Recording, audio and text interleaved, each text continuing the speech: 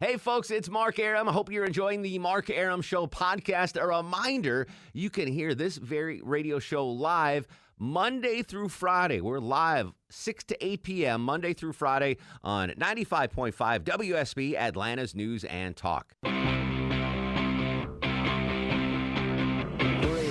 2, 1, 0. All engine running. Liftoff. We have a liftoff. It's Tuesday. It's Mark Arum, not Eric Erickson. He continues his hunting trip with Governor Rick Perry. Is that where he is, Chuck? Sure. No? Yeah. Is he getting ready for the Trump visit in Macon? What is Eric doing? He have no usually idea. tells me what he's doing when he's taking these days off, but Yeah, he ghosted for a while. he ghosted for a while. Yeah. Do you know what's so funny? Today's Tuesday, and I was so tired this morning. Filling it, it's Mark Arum for Eric Erickson with you till 6.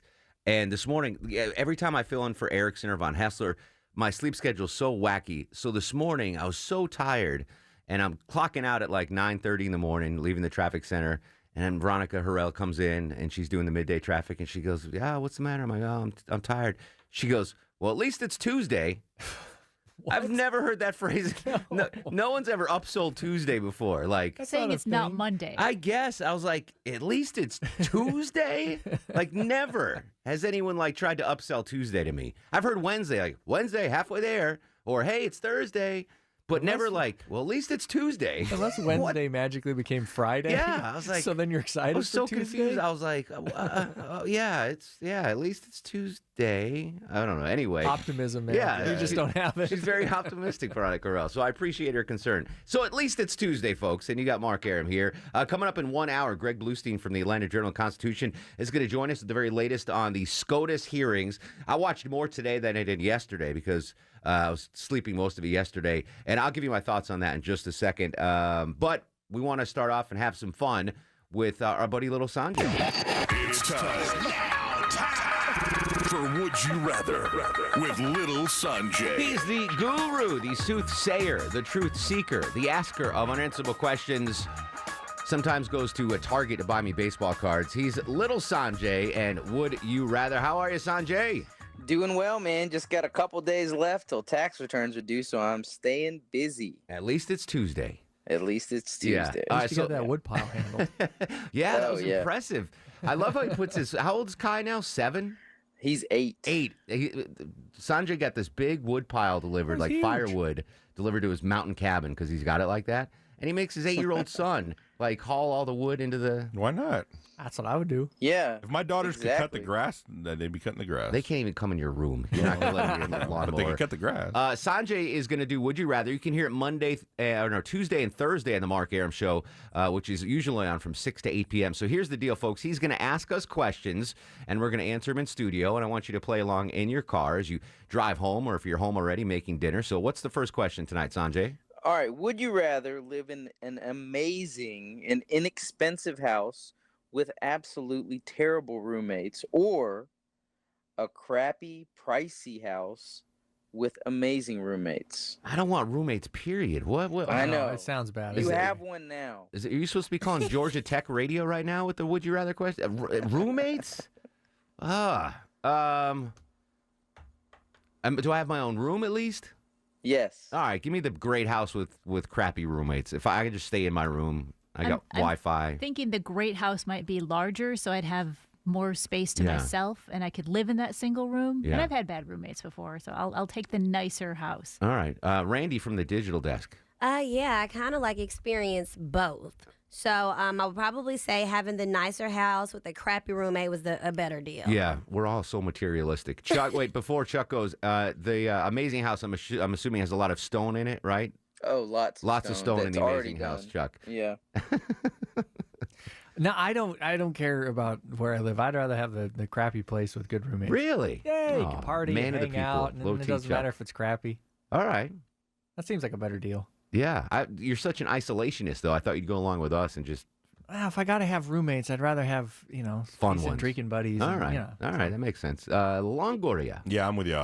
Nice place, crappy room. Nice place, crappy roommates. All right. Maybe So we could be shallow. neighbors. Who Yeah. thought I would have You thought you'd be the shallow one? Yeah, No. I figured You're way deeper than we are. Yeah, apparently. The problem, see here's that the thing. All 4 of us have friends that live outside the house. So we can have relationships outside the house. Next question, Sanjay. All right, number 2. Would you rather eat delicious food for the rest of your life or have perfect sleep for the rest of your life? I've given up on perfect sleep. Give me that delicious food for the rest of my life. Absolutely. I'm never hungry. I will take the sleep anytime. Absolutely. I should have known that. Randy, okay, this is it. Randy loves food and loves sleep, so this could be a tough one. I'm going to go with the food. I love the good on your palate.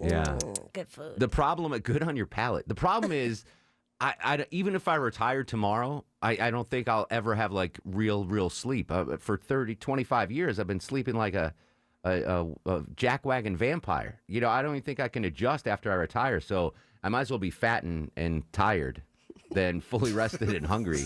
Low T Chuck. Man, I got kids now. Give me the sleep. Oh, yeah, that makes sense. The kid's not sleeping through the night yet? Oh, Lord, no. Jackson Abernathy, Hainsbridge the third. Crushing my soul.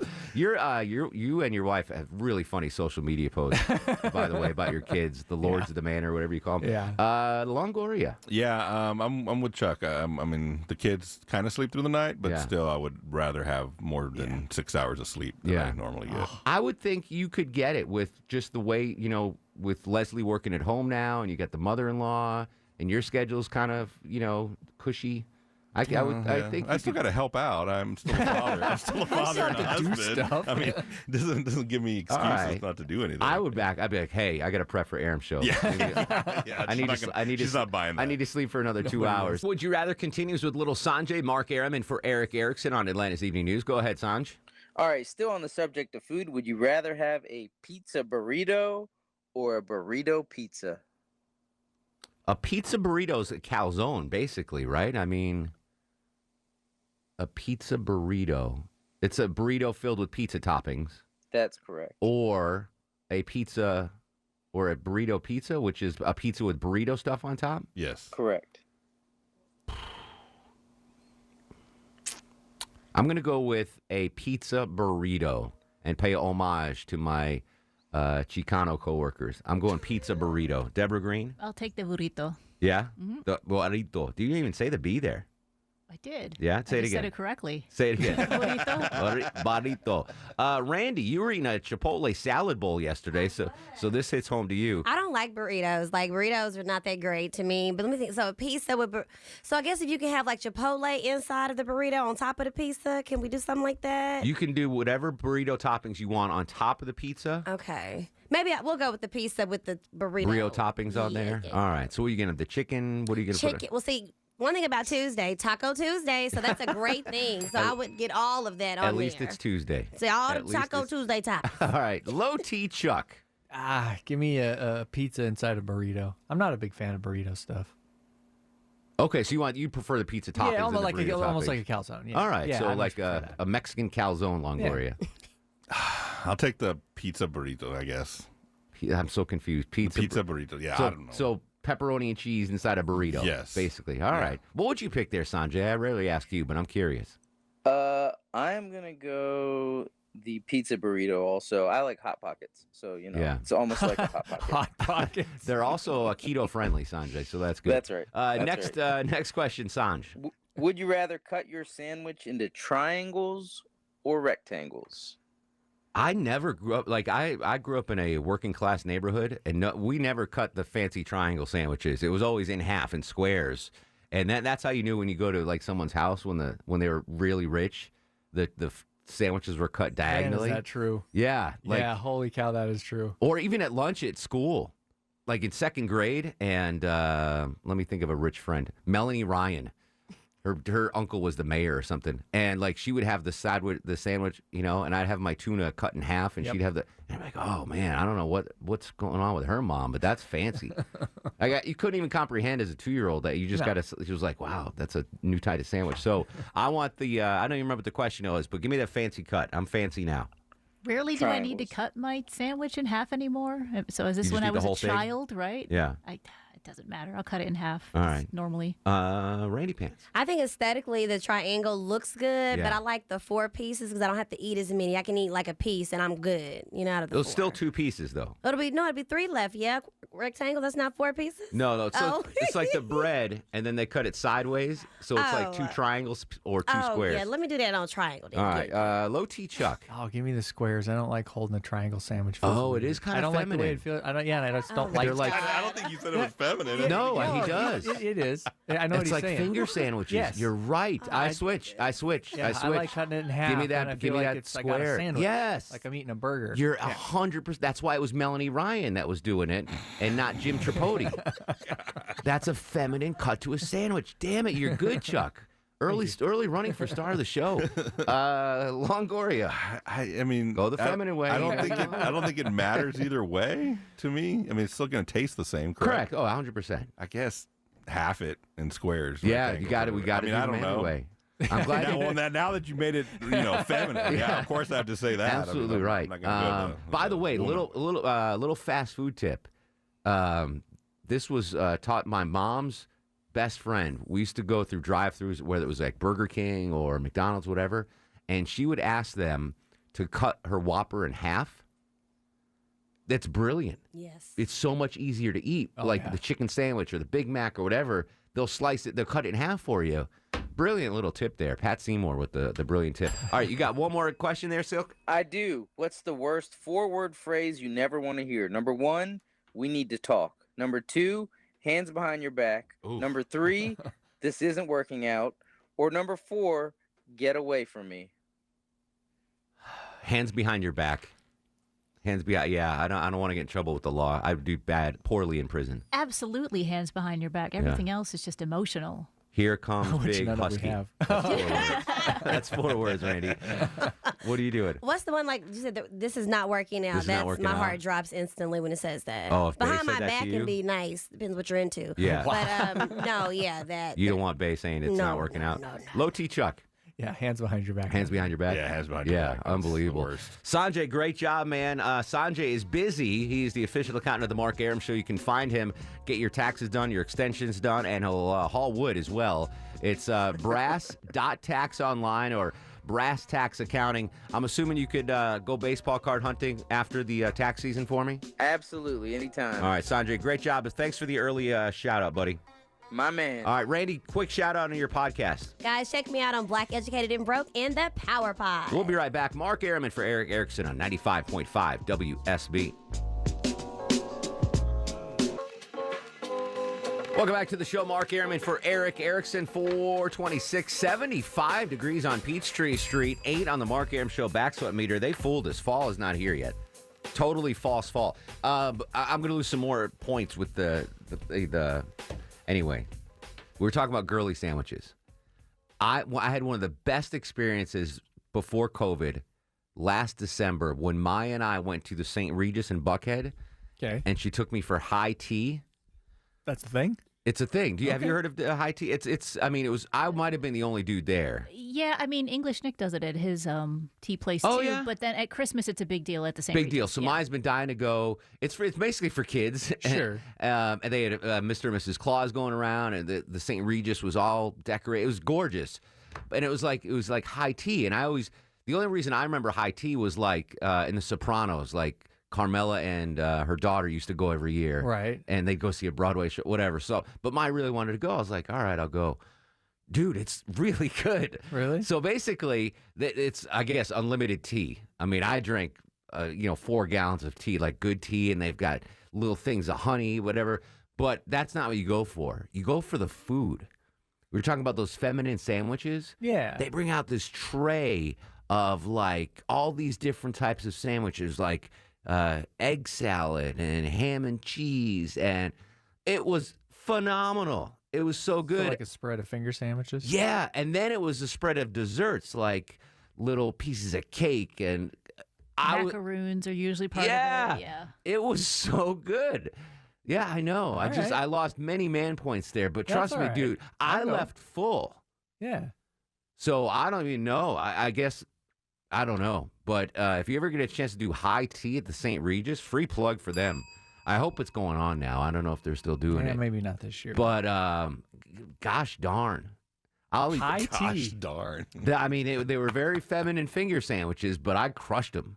They were really good. He's seeing him hovering. You can put He's them all hovering by together, the door. They make come in like Costanza. Yeah. They've been ignoring this area all night. Yeah, exactly. Snagging. No, it is a handfuls of 'em. set thing. Oh, okay. Yeah, it's not like all you can eat. They weren't wandering around. No. Okay. That's what I was picturing. Is they're walking around on trays and you're scooping up handfuls of No, them. I did ask for a second egg salad sandwich, though. It was so good. I'm like, can I get, I mean, they're small. Can I get another one? She's like, yeah, all right. All right, Arum, get out of here. Erickson, Alpharetta, before the news. Eric, what you got, buddy? Hey, Mark. Congratulations. I hope married life is going well for you. So far, so good. Yeah. I quick question. I hear you mention Sanjay about baseball cards. I've heard you mention it before. Is that coming back? Because I've got like a mini Foot Locker. Oh yeah, it's so weird. The hobby is absolutely booming right now. Really? I don't have much time to go into it, but if you want to shoot me an email, mark.arum@wsbtv.com, I can walk you through what's going on right now. But yeah, it's so weird. The collectibles market. It's not just baseball cards. It's comic books and old Nintendo games, and everyone's becoming hoarders basically. When we come back, I want to talk about the SCOTUS hearings and long lines for early voting. Chris Chandler's got your news, weather, and traffic. Then your calls, 404-872-0750. Arum for Erickson on 95.5 WSB. Hey, folks, this is Mark Marin from WTF. You're listening to The Mark Arum Show. Enjoy. 438, 22 in front of 5. Mark Arum and the Bananas filling in for Eric Erickson, the conservative Viking. Back tomorrow, Loti? Yeah, back tomorrow. And then I'm back to my normal slot tomorrow, 6 to 8 p.m. here on 95.5 WSB, Atlanta's News and Talk. Coming up in 30 minutes, Greg Bluestein's going to join us with a breakdown of today's SCOTUS hearings. I watched a lot of it today, and let me just say this. This is not a political take or anything, but Judge Amy Coney Barrett was the smartest person in that room. Republican, Democrat, I don't care what senator. Like, that woman is really brilliant. She is brilliant. And I keep seeing the headlines from mainstream media, from Drudge, Fox, whatever. They're like, oh, she's getting hammered with questions, hammered. And I just assumed, like, that's the thing. But the more I thought about it, like, yeah, I mean, she's getting asked a lot of questions, but it's about something that she knows a lot of. Like, it's her job for 30 years. Right. Like, if I had to sit in front of Congress and they had to ask me questions about my job, yeah, I could answer that. Right. You know, it's not like, I mean, it was pretty impressive that she had a notebook with no notes on it. She did nothing. But I thought about it, and like, I've been doing this job for 23 years. I could go to Congress in front of the Senate and, all right, let's go.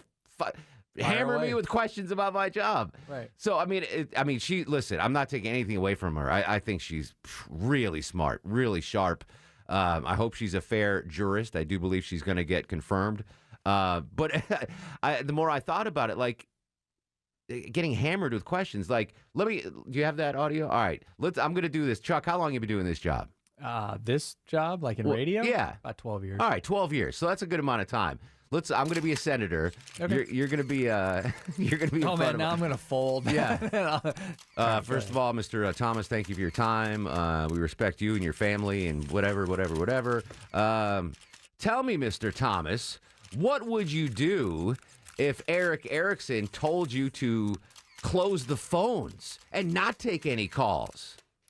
I would go ahead and close the phones and not take any calls. Oh, okay. All right. Mr. Thomas, what would you do if someone called into the Mark Arum show and started cursing you out? I usually curse them out back and then hang up. Okay, Mr. You know, it's just like this. Like, Mr. Thomas, Yeah. What time do you usually have your lunch break at work? 1 o'clock.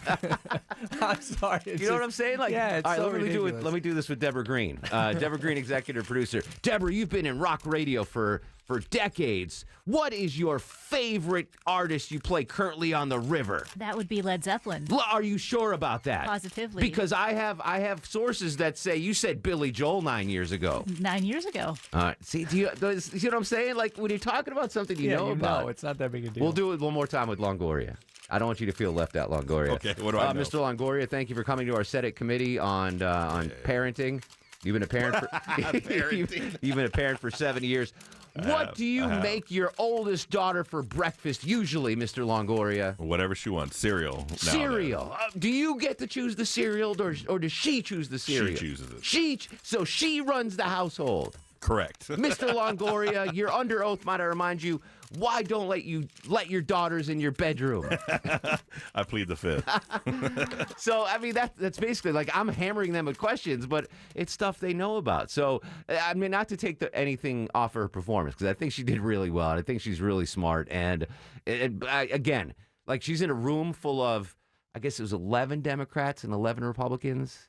I think it's 11 and 11 on the Judiciary Committee. No, it's a off number. The Republicans, I think, have 2 more seats. Okay, whatever it is. She's by far, and there's some smart people in there. Ben Sass is really sharp.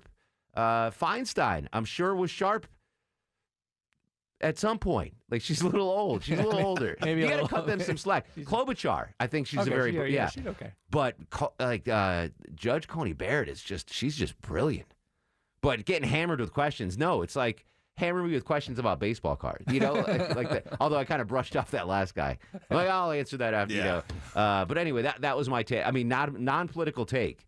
But if think about it, if you've been doing something for 30 years, like I assume that the judge has been in law, from law school to being a lawyer to being a judge, she knows this stuff frontwards and backwards, right? So if you know something, if you've been a plumber for 30 years, and you go in front of Congress, and let me get that sound effect. I like the sound effect of the reporters taking pictures.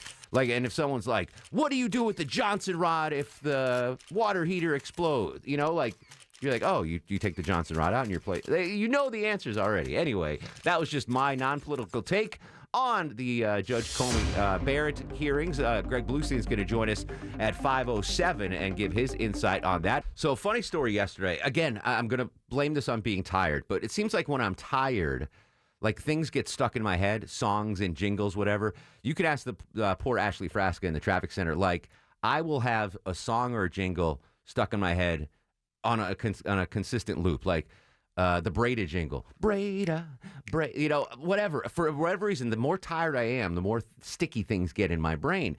And for some reason, this was so embarrassing. Like, a lot of them are embarrassing. Like, the Breda jingle is not embarrassing, but they're so this. I can't believe I'm going to say this on the air. For some reason, this commercial jingle got stuck in my head the other day, and I couldn't get it out. When you have nausea, heartburn, indigestion, upset stomach, diarrhea, try new Pepto-Liquid capsules. I'm walking through the newsroom singing that. Play it again, Longoria. They gotta hate you sometimes. Indigestion, upset stomach, diarrhea. Try new Pepto-Liquid. And everyone in the newsroom's looking at me like, oh, this guy's lost his ever-loving mind. But it's such a catchy jingle. One more time, Longoria.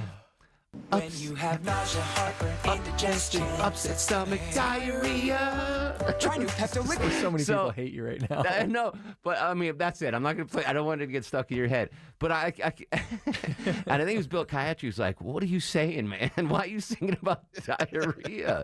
And it reminded me. So think about your favorite musical genre right now. For me, it's hip hop and R&B. Deborah. Alt rock. Chuck. It's always been grunge. Grunge. Oh, how about that? Longoria. Yeah, alt rock, rap. It just depends on what mood I'm in. So I've got these songs stuck in my head from the '90s where, and it reminds me of getting a song stuck in your head or singing along to a song on the radio and not really singing. So I used to have a convertible. It was a convertible Mercedes. I loved that car. It was really sweet little sports car, and I was blaring this song going down the road. I remember exactly where I was. I was stuck in Buckhead on Peachtree Road, because that's where you go when you have a Mercedes convertible. And I'm blaring, I don't know, V103 or Hot 97, and this song comes on. And it came on like right after a Tribe Called Quest song that I was singing. And I was like, oh, I know this song. I mean, I've got the top down. I'm blaring this song. I'm like, oh, a little En Vogue, Salt and Pepper. I'm like, I know these lyrics. And I start singing the lyrics to What a Man, What a Man, What a Mighty Good Man. And it gets to the part, I don't know if you can fast forward it to it, but it's like, body like Arnold with a Denzel face. And I'm like, oh. So embarrassing.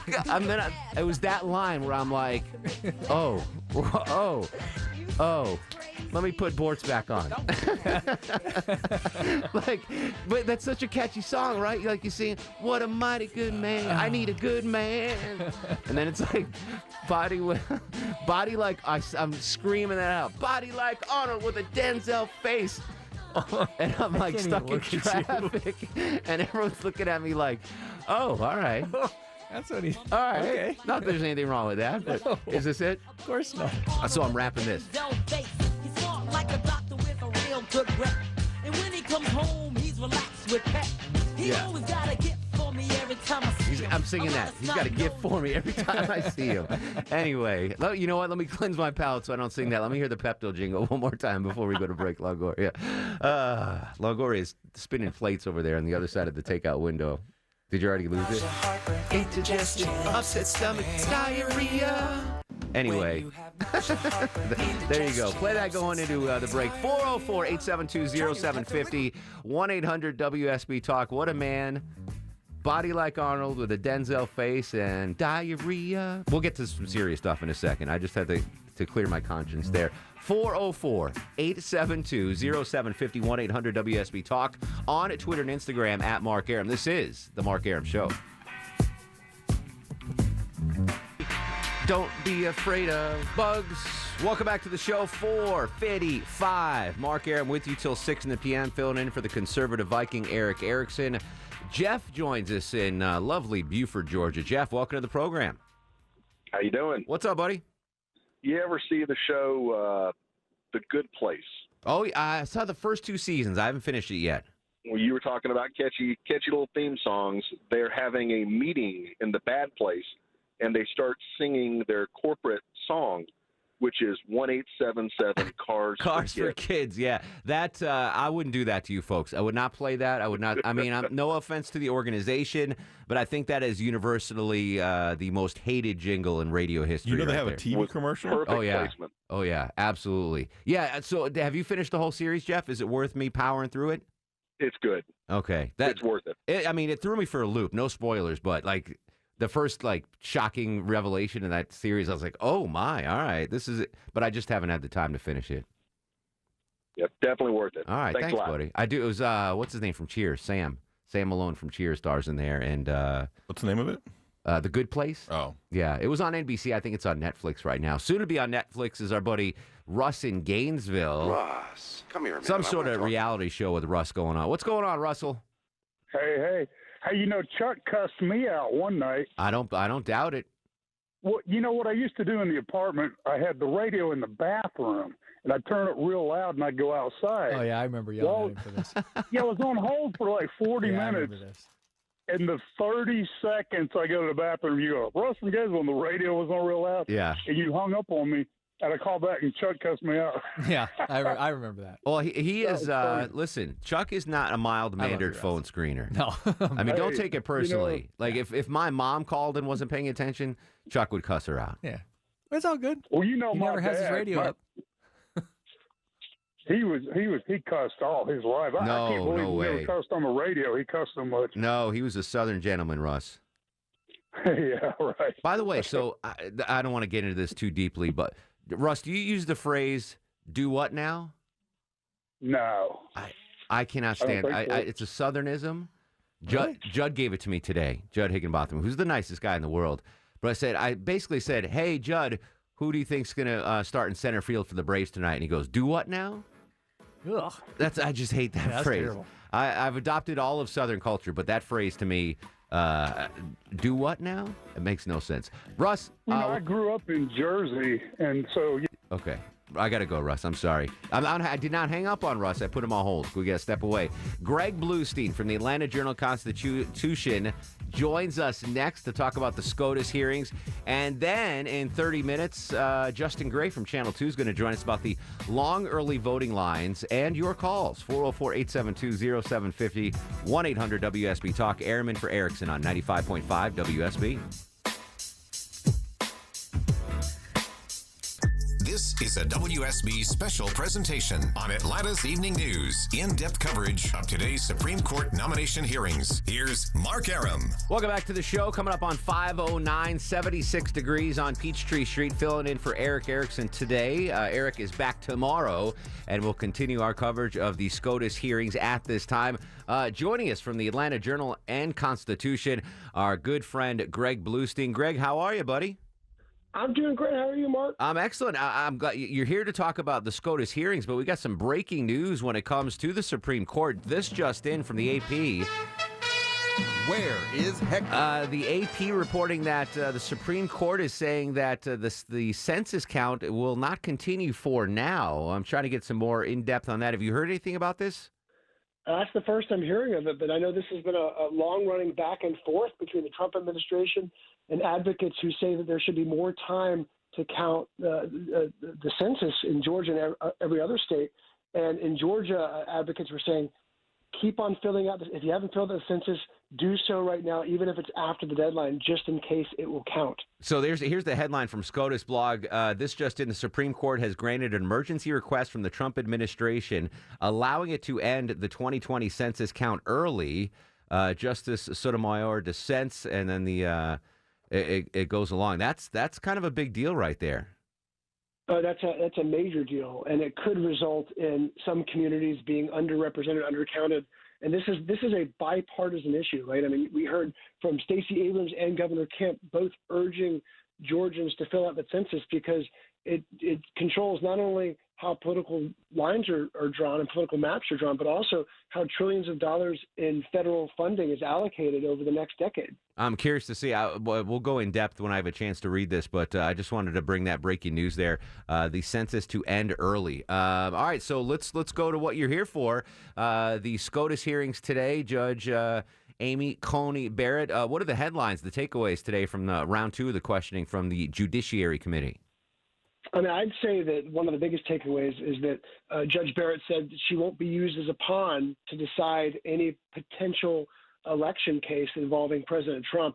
But she also didn't say whether or not she'd recuse herself from that matter. And as we all know, with all these different legal challenges already, I mean, in Georgia, we know this better than anyone. There's about a dozen or so legal cases over elections already, and there's going to be more after the vote. So this could, important issues involving the November election could well end up in the high court. The Democratic, I'm sorry, Greg, the Democratic lawmakers asking the judge if she would recuse herself because she would have been appointed by the president that she would be, judging upon. Is that why they want the recusal? You're exactly right. Appointed not only by the president, but also by a president, shortly before an election, where Democrats are pushing him to wait until after that vote. And she's not answering that question. And it's her right not to answer it. But she says that it's a legal issue and not a question that I could answer in the abstract.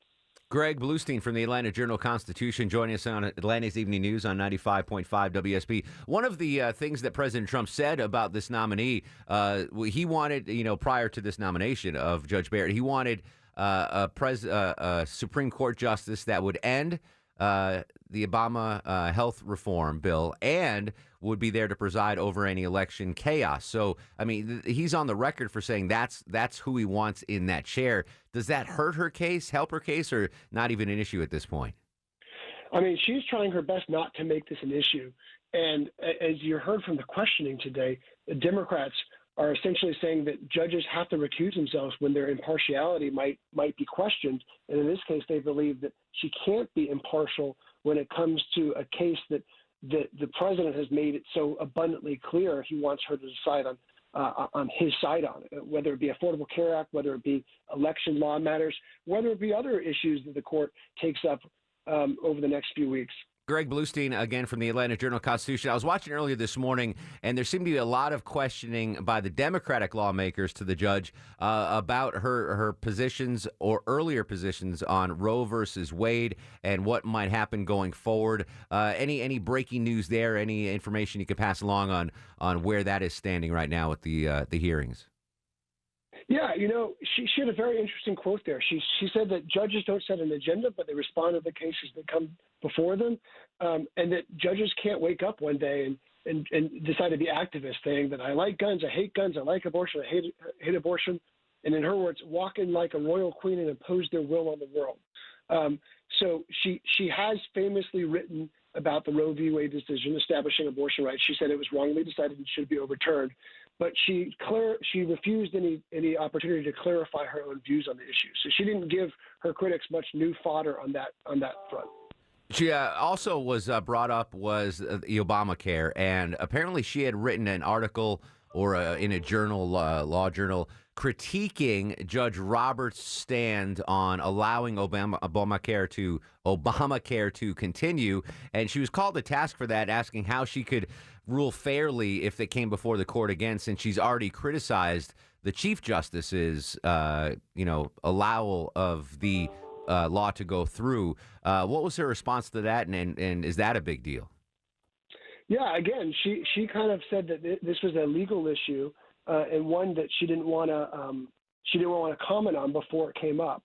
She took the stance that many justices have taken in their confirmation hearings, really since Robert Bork, and saying that she wouldn't cast any preconceived notions about cases that could come before her as a justice on the nation's highest court, and instead just talk more broadly about her views, including that she's an originalist, that she's a constitutionalist, that she believes in the strict interpretation of the U.S. Constitution. Greg Bluestein from the Atlanta Journal-Constitution joining us on Atlanta's Evening News with Mark Arum. I know you're a political reporter and not a legal scholar, but let's just say, take this down a couple of notches, not from the Supreme Court. Let's just say Fulton County Court, right? And there's a judge there, Andrew Longoria. Judge Andrew Longoria wrote an article for a law review saying he opposes the death penalty, let's just say. And that's published, and it's out there in the public realm that Judge Andrew Longoria is firmly against the death penalty case. And then a death penalty case comes in front of Judge Longoria in Fulton County Superior Court. Can the defendant then just say, hey, or the prosecution say, hey, we want a new judge because he's already on the record saying he doesn't like the death penalty and this is a death penalty case? You know what I'm getting at? Like, once you go on the record on something like this, doesn't that hurt your case going forward in further cases? I think it does. And you mentioned, obviously I'm a political reporter, but it's the same thing in politics. Anything a candidate says on Twitter, on social media, even a college paper could be used against them on the campaign trail. And that's exactly what's happening at these hearings now. They're looking at scholarly papers that she wrote decades ago, that court rulings she signed her name, she affixed her name to in lower court rulings, because that's basically her record. And so, yeah, any comment she made, including this criticism of Roe v. Wade that she had years ago, is front and center right now, because it is what the senators have to kind of judge her by. Let's. I got 2 minutes left with you, Greg. Let's move from the Supreme Court to local politics.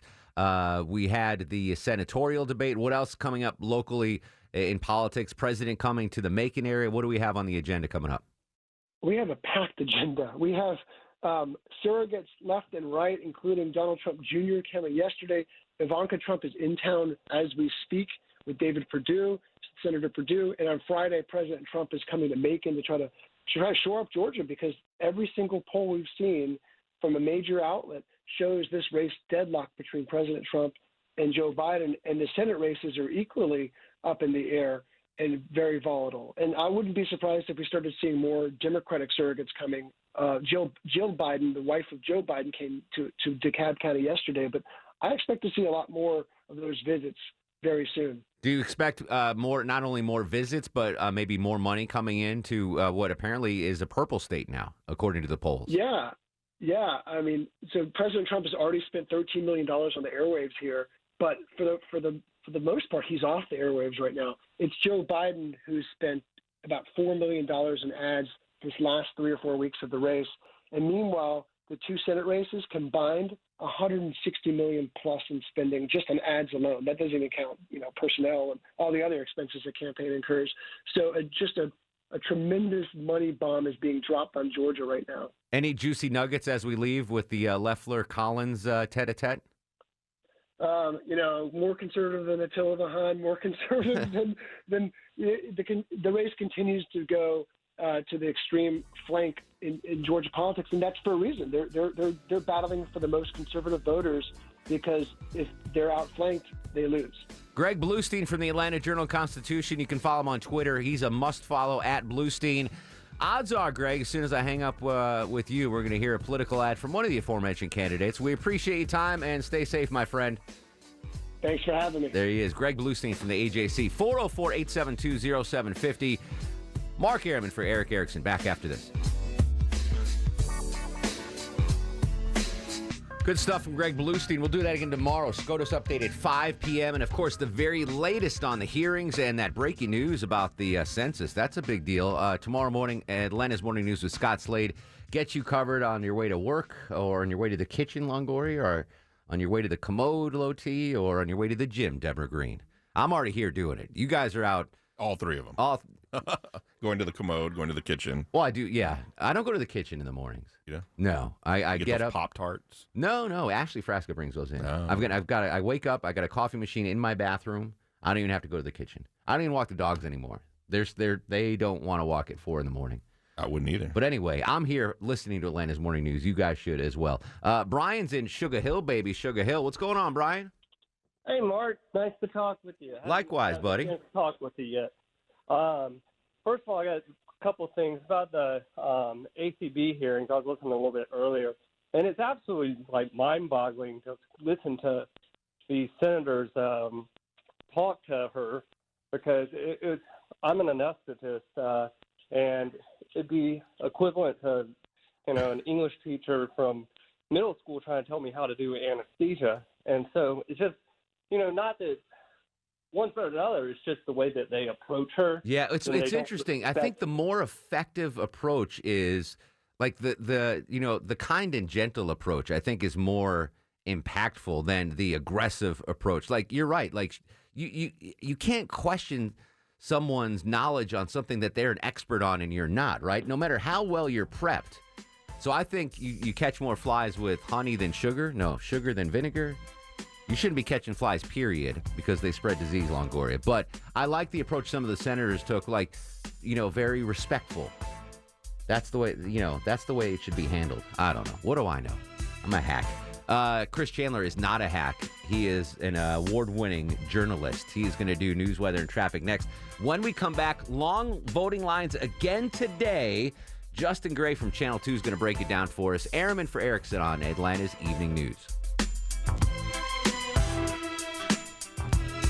Hi, everybody. This is Zoe Saldana, and you're listening to The Mark Arum Show. 539, 73 degrees on Peachtree Street. Arum for Erickson till 6. Don't forget, tomorrow we return to our regularly scheduled programming.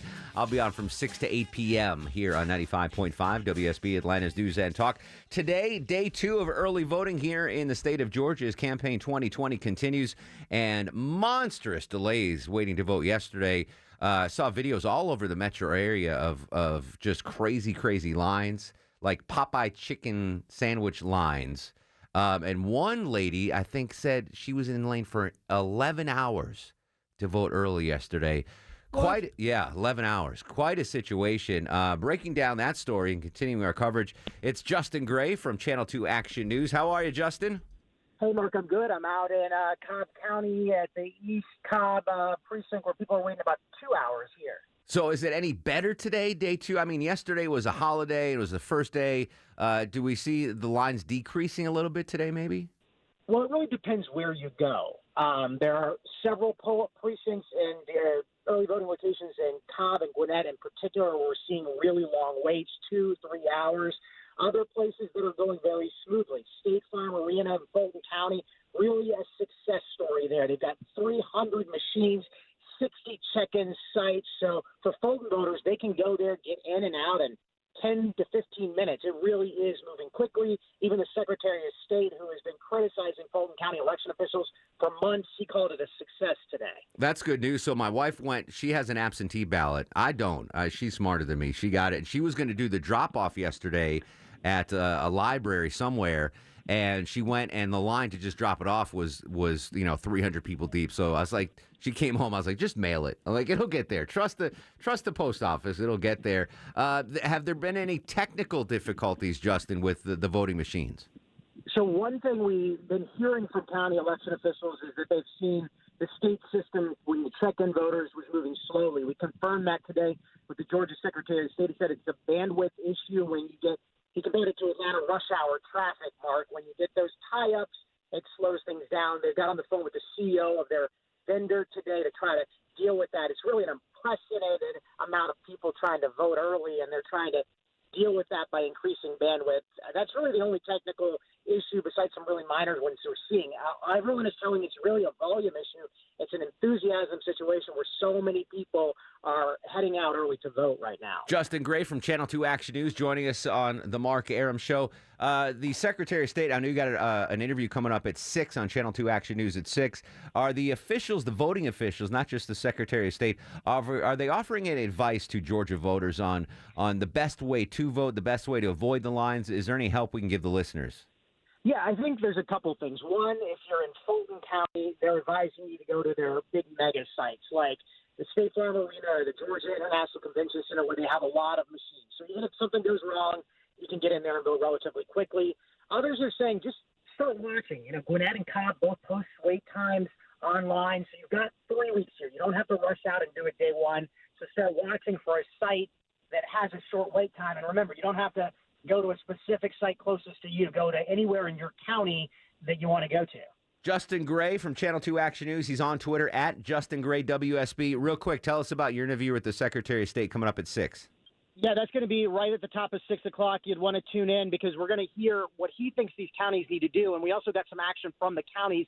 They say they're adding more voting machines. So we're going to have some information on that coming up here in, 10 minutes, 15 minutes here. My man, Justin Gray, appreciate your time, brother. All right, we'll see you soon, Mark. Take care. Have you voted yet, Longoria?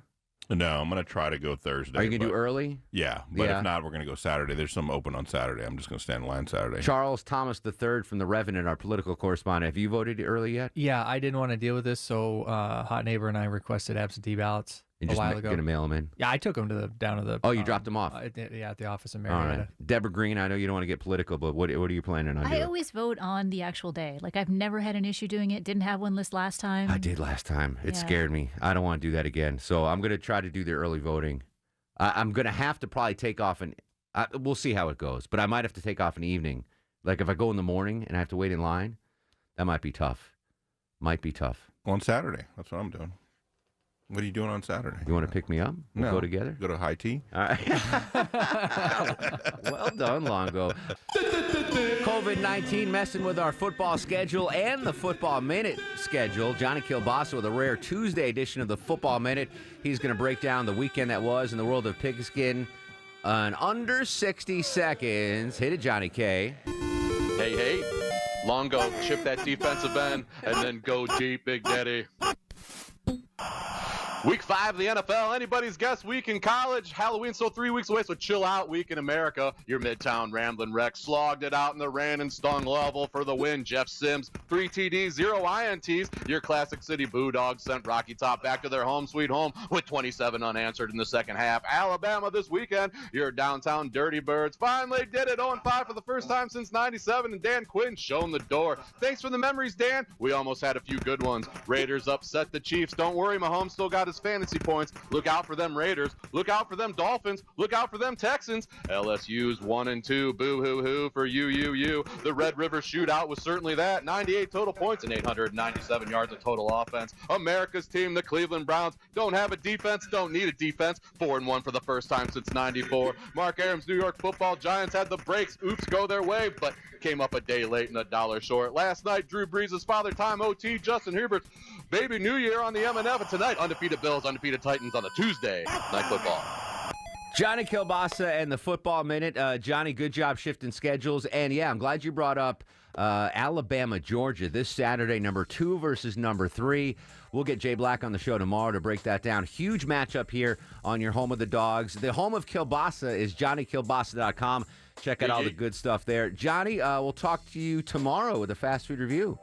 All right, thanks, Mark. We'll see you tomorrow, everybody. My man. We got one segment to go, Longoria. 404-872-0750. Mark Arum for Eric Erickson on Atlanta's Evening News. Final segment of Atlanta's Evening News. Mark Arum for Eric Erickson. Shelly and Milani Kai standing by for Word on the Street. They're filling in for me from 6 to 8. We're back on our normal schedule tomorrow. I'll be fully rested tomorrow, hopefully. What do we got tomorrow, Deborah Green? We've got the Millennial Match Game. Still looking for a player for that. We'll find we need a player. Yeah. We'll find somebody. All right. Yeah. You know what? Maybe we can get Mike Shields. Okay. I feel like we've not included Mike Shields in the show. Now that he's actually back in the station. Okay. Do you want to play Millennial Match Game tomorrow, Mike Shields? Hey, count me in. Did he say count me in or come in? No, he said count me in. Okay, all right. Mike, there you go. All Mike right. Shields. And maybe so Alex doesn't feel left out, we'll do Does Alex Williams Know This Food? Sounds good. I hate to end the show on a down note, but you know how much I love Delta Airlines. They mean so much to the city. Huge quarterly loss today for Delta. $5.4 billion loss for the quarter that ended September 30th, which is horrible, right? I mean, I feel so bad. I have so many friends that work at Delta or have retired from Delta. I've been flying Delta since I was a wee little guy. I just love the airline. I feel so bad, but it could be worse. You ready? You could work in the cruise line industry. Oof.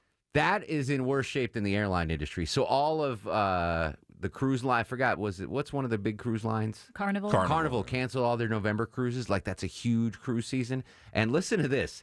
Luxury cruise ships are now being scrapped for metal. Oh, sure.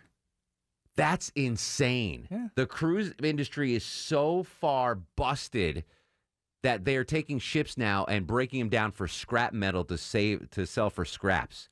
That's unbelievable. Do you know how much those ships cost? Oh, and millions of dollars.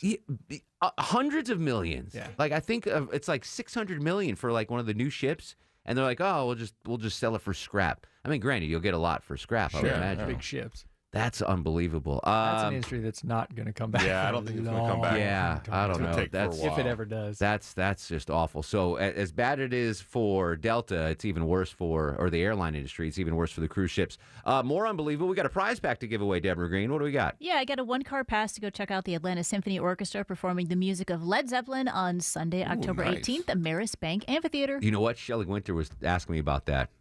Shelley, if you're listening, call now. 404-741-0750. 404-741-0750. Chuck will pick a winner. Let's do star of the show. And now, are you guys ready for the Mark Arum star of the show? Chuck told me about the feminine sandwiches. He gets a star of the show. Longoria made fun of me somehow.